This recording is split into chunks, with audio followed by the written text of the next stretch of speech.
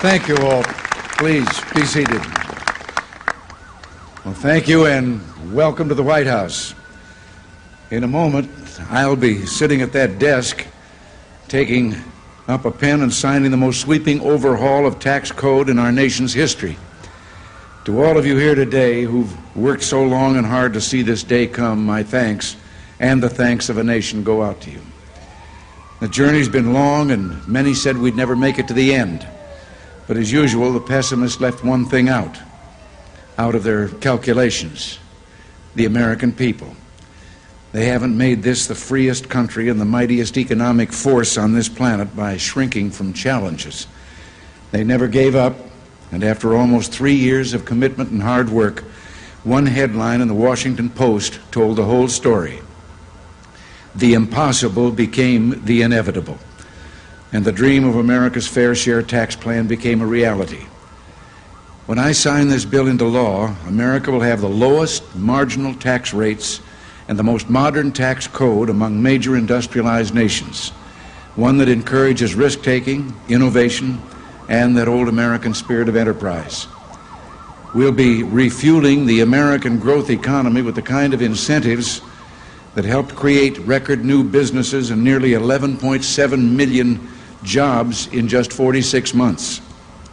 Fair and simpler for most Americans, this is a tax code designed to take us into a future of technological invention and economic achievement, one that will keep America competitive and growing into the 21st century. But for all tax reform's economic benefits, I believe that history will record this moment as something more, as the return to the first principles. This country was founded on faith in the individual, not groups or classes, but faith in the resources and bounty of each and every separate human soul. Our founding fathers designed a democratic form of government to enlist the individual's energies and fashioned a Bill of Rights to protect its freedoms. And in so doing, they tapped a wellspring of hope and creativity that was to completely transform history. The history of these United States of America is indeed a history of individual achievement. It was their hard work that built our cities and farmed our prairies, their genius that continually pushed us beyond the boundaries of existing knowledge, reshaping our world with the steam engine, polio vaccine, and the silicon chip. It was their faith in freedom and love of country that sustained us through trials and hardships and through wars. And it was their courage and selflessness that enabled us to always prevail. But when our founding fathers designed this government of, by, and for the people, they never imagined what we've come to know as the progressive income tax. When the income tax was first levied in 1913, the top rate was only 7% on people with incomes over $500,000. Now that's the equivalent of multimillionaires today. But in our lifetime, we've seen marginal tax rates skyrocket as high as 90%, and not even the poor have been spared. As tax rates escalated, the tax code grew ever more tangled and complex, a haven for special interests and tax manipulators, but an impossible frustration for everybody else. Blatantly unfair, our tax code became a source of bitterness and discouragement for the average taxpayer. It wasn't too much to call it un-American. Meanwhile, the steeply progressive nature of the tax struck at the heart of the economic life of the individual, punishing that special effort and extra hard work that has always been the driving force of our economy. As government's hunger for ever more revenues expanded, families saw tax cuts, or taxes, I should say, cut deeper and deeper into their paychecks, and taxation fell most cruelly on the poor, making a difficult climb up from poverty even harder. Throughout history, the oppressive hand of government has fallen most heavily on the economic life of the individuals, and more often than not, it is inflation and taxes that have undermined livelihoods and constrained their freedoms. We should not forget that this nation of ours began in a revolt against oppressive taxation. Our founding fathers fought not only for our political rights, but also to secure the economic freedoms without which these political freedoms are no more than a shadow. In the last 20 years, We've witnessed an expansion and strengthening of many of our civil liberties, but our economic liberties have too often been neglected and even abused. We protect the freedom of expression of the author, as we should, but what of the freedom of expression of the entrepreneur, whose pen and paper are capital and profits, whose book may be a new invention or small business?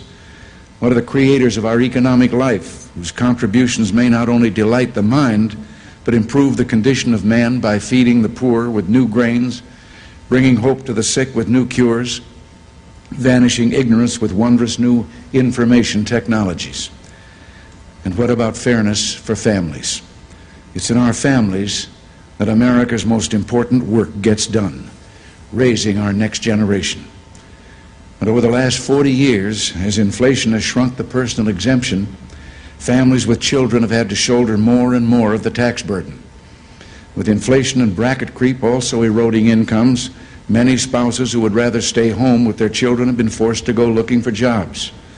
And what of America's promise of hope and opportunity? That with hard work, even the poorest among us can gain the security and happiness that is the due of all Americans. You can't put a price tag on the American dream. That dream is the heart and soul of America. It's the promise that keeps our nation forever good and generous, a model and hope to the world. For all these reasons, this tax bill is less a freedom, or a reform, I should say, than a revolution. Millions of working poor will be dropped from the tax rolls altogether, and families will get a long overdue break with lower rates and an almost doubled personal exemption. We're going to make it economical to raise children again. Flatter rates will mean more reward for that extra effort, and vanishing loopholes and a minimum tax will mean that everybody and every corporation pay their fair share. And that's why I'm certain that the bill I'm signing today is not only an historic overhaul of our tax code and a sweeping victory for fairness, it's also the best anti-poverty bill, the best pro-family measure, and the best job creation program ever to come out of the Congress of the United States. And now that we've come this far, we cannot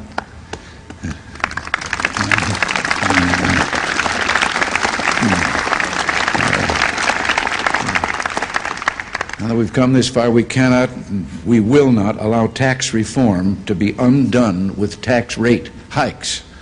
We must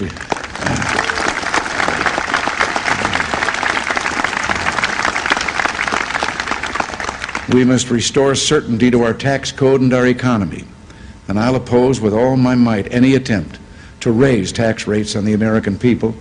And I hope that all here will join with me to make permanent the historic progress of tax reform.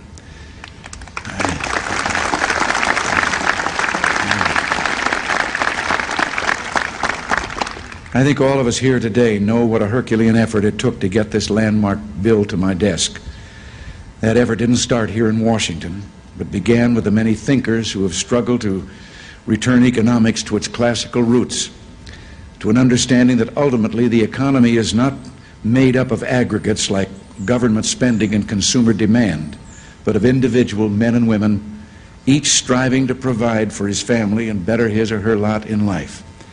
But we must also salute those courageous leaders in the Congress who've made this day possible.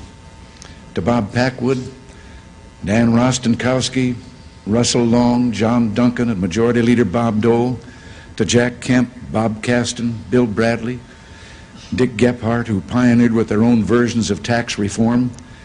I salute all you and all the other members of the Senate and House whose efforts paid off and whose votes finally won the day.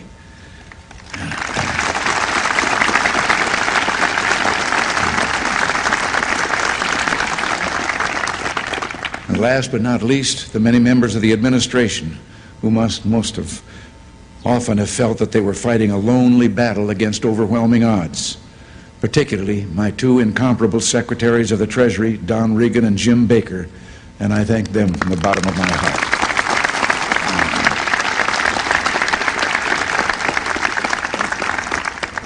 I feel like we've just played the World Series of tax reform, and the American people won.